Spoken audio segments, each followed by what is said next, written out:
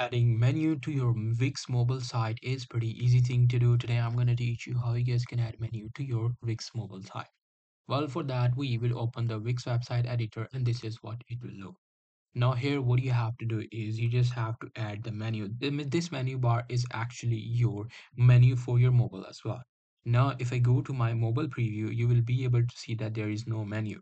So it means it is deleted by accident or it is removed. However, the menu is there by default and it cannot be removed. The only thing that can happen is it can go hidden. So how can you unhide it? In order to get in unhide it, you just have to click on this, go on unhide him, and then simply click on this show and you will be able to see your mobile menu right here. However, if you cannot still find it, you can add a new one as well by clicking on this add to mobile and then simply search for menu and you will be able to find your menu bar right here. So that's pretty much it. That's how you will be able to do it. Hope you guys find this video helpful.